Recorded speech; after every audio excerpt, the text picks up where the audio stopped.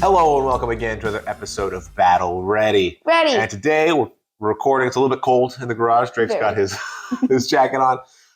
But we wanted to take a look back at 2022. It's been a good year for Wargaming. 022. Good numbers. Yeah. It's been a good year for Wargaming. We've gotten a lot of games in, and it's been really fun. Now, not everything that has been done has been great, but there's some great things that we just didn't do. Like a lot of people really like the new Sylvaneth, and we don't have a Sylvaneth army, so we don't do that yet. We're gonna collect every army. That's not true. But so we thought we'd look back at what our favorites were from 2022. So Drake, what's one of your favorites? We'll just talk about a couple. Boom Spider announcement. Yeah, the whole year, Drake has been very interested in Gloomspite. Every time they announce a Destruction Tome, Drake has been wanting Gloomspite. He's been, when they haven't announced one, he wants to know when the next one's coming. When? So even though Gloomspite won't be coming out until next year, 2023, Drake's excitement for Gloomspite, just the announcement that it's coming, has really inspired him. And now there's 5 semi-factions. Well, we'll see. We'll see how it is. We don't know how they're going to go. As of right now, there's 5. So one of the things that I thought was the best, now there's been a lot of battle tomes, and I think having a lot of battle tomes overall is pretty good. I know some people complain that some of the armies only got a single hero, and sometimes I feel like that's justified, like with the Fire Slayers, because they're all heroes, right? They've only got like 2 or 3. Rune Master. Rune Father. Rune Son. Rune Maker. But sometimes, they've got a pretty good outfit like IDK or whoever, and they get another hero, and it's fine.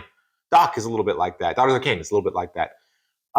So I'm not complaining about the lack of models. In fact, it gave us an opportunity to hold back on buying some models and just play the game as it is, which is what we're all about. But I have to give a special shout out for the Night Haunt Battle Tome. Yes. The Night Haunt Battle Tome was so good. Not only was it super needed, because under the 3.0 rules, they can't all-out defense, right? And they just, in the old way of playing them, it was very, we had to maintain different bubbles. So, I don't know, it didn't feel very ghosty. It just sort of felt like a lot of dudes. And you had your little bubbles.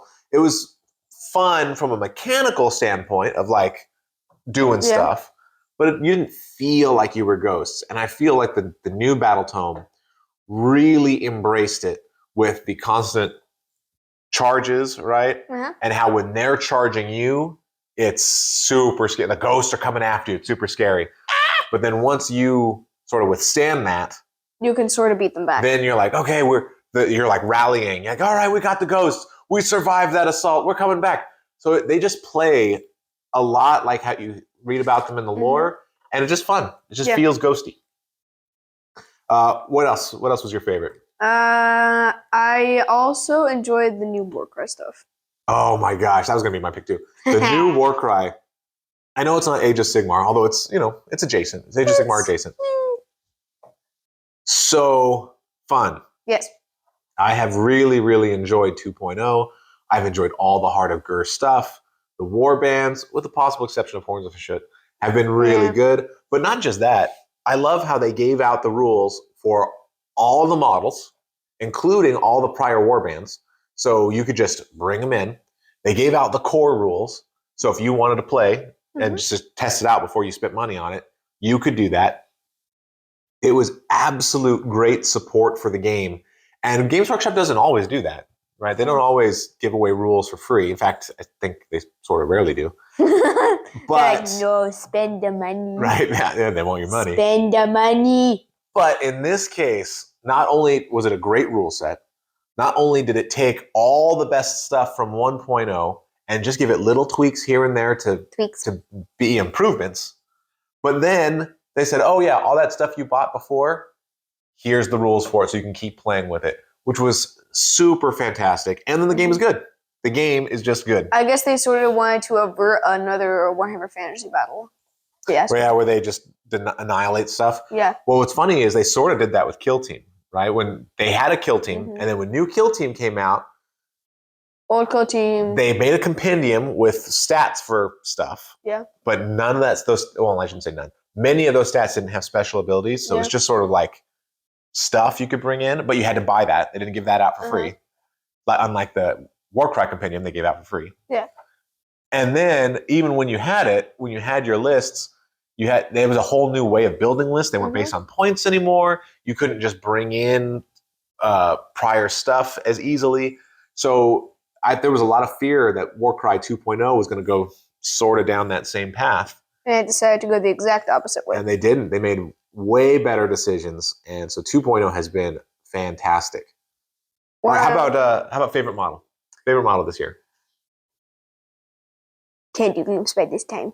No Gloomspite models in 2022, but some are coming in 23. We did see the Gabos on Dagos.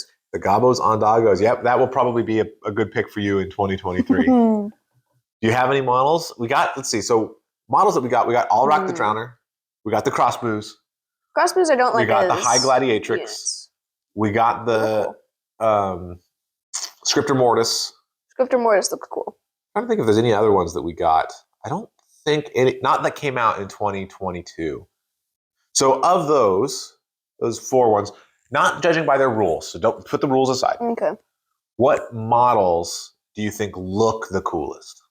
The Crossbows, I think, just look like ghosts with shooting sticks. Yeah, I wouldn't pick. I mean, I think they're cool. I think they're cool looking models anyway. I think they're fine. I just don't see them relating to Kurdos Valentin. Yeah, it's more lore. Yeah. But they're fine. I think they're fine, but they wouldn't be, of those ones, they wouldn't be my pick.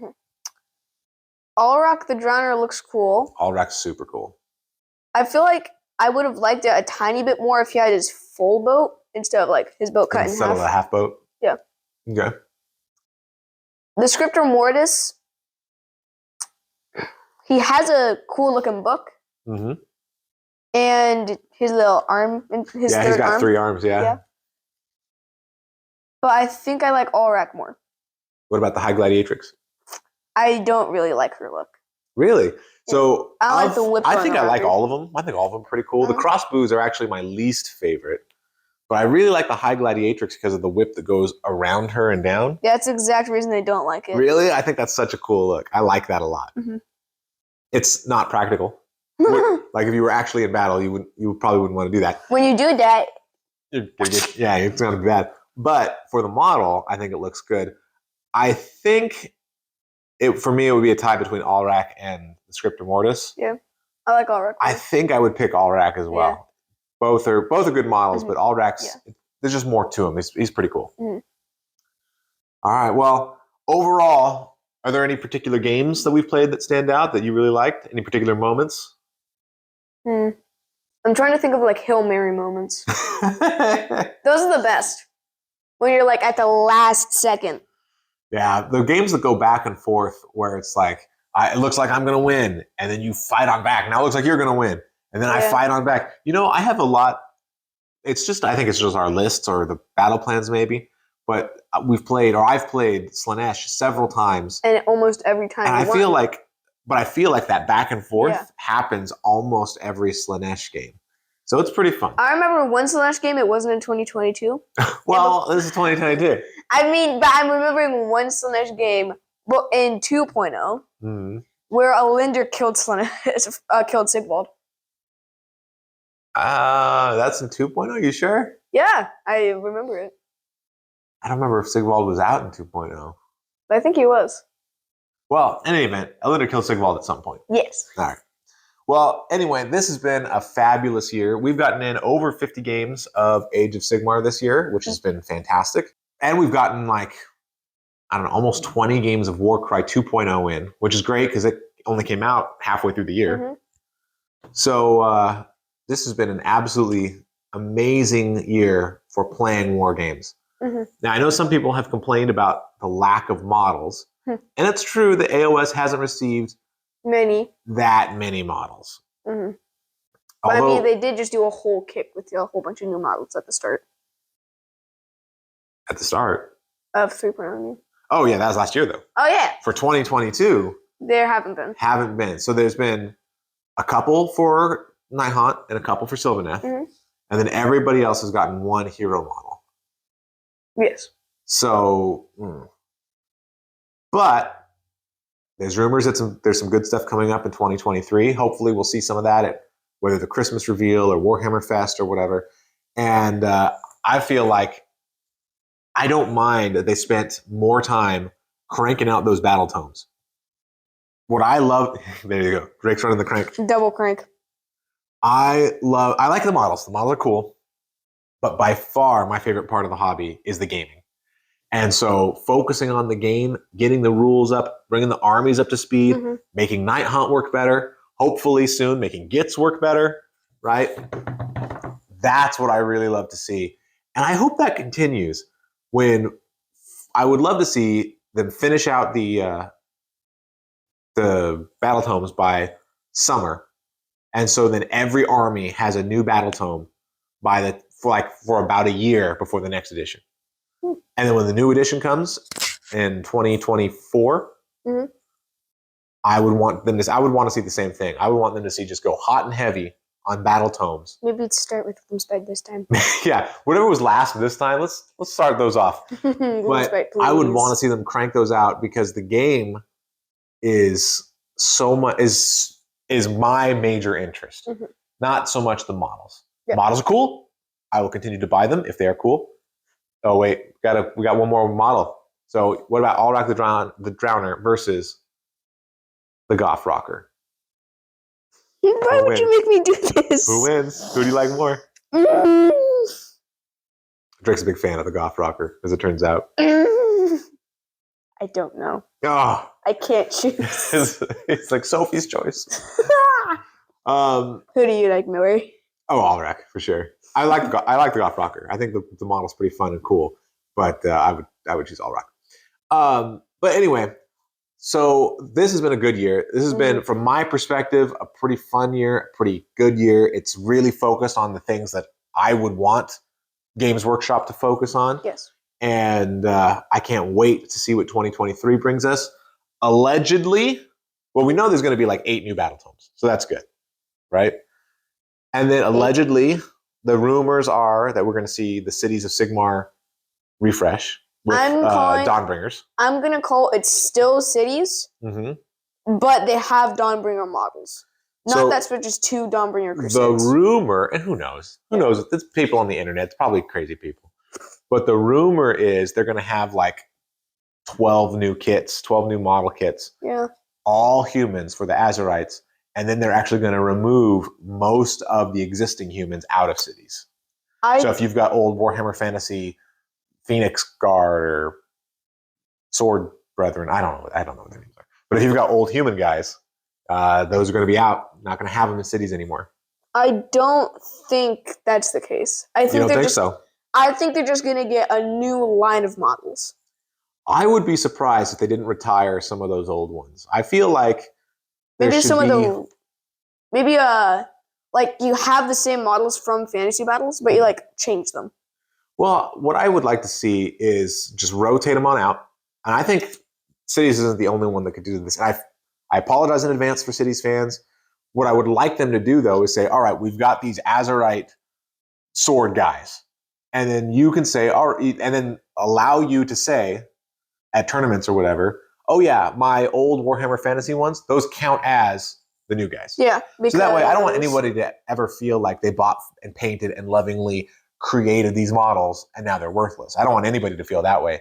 But I do think that sort of upgrading and moving into the next phase and having better models, I think ultimately that's just sort of healthier for the game, and I think healthier for the play experience. So for you, or for me, if somebody said, for example, we're not going to do Blight Kings anymore. Blight Kings are terrible, and we're going to replace them with Blight Princes. And so you have to get new Blight Princes. I would be mad. I've got a bunch of Blight Kings, and I painted them up, and I spent all the time. And so I would be mad if I had to throw them all away. But if they said, all right, from now on, it's all Blight Princes. We're not even going to sell Blight Kings anymore. But if you want to use your Blight Kings as Blight Princes, fine. I would be happy with that. I would say, all right, cool. I don't have to give up my stuff. And then over time, birthdays and Christmases and things that come up, I could buy new Blight Princes and replace my guys, right? That would be totally cool. And I think I would like to see that with more. I'm surprised they haven't done that with more armies, as a matter of fact. I would have expected to see that with Seraphon when Seraphon comes out. I did expect to see some of that with Skaven when Skaven came out, but there wasn't any. So it'll be interesting to see how they treat cities going forward, how big of an outrage that comes from it. I think based on that outrage, they'll probably make decisions about retiring other very large model lines. I'm still thinking that they're just gonna have a new sets of models. That could be too. And that might be a way they go, where they just say, nope, we only add. We take nothing away. We only add. Because people may revolt. Yeah, we'll see. We'll see. But anyway, definitely let us know in the comments your favorites from 2022 and anything you're especially looking forward to in 2023 or hoping for. If you've got to take a swig of that hopium and tell us what you want, we'd love to read about it. Final thoughts? I don't have any. No thoughts. No thoughts. All right. Well, this has been another episode of Battle Ready, and thanks so much for watching.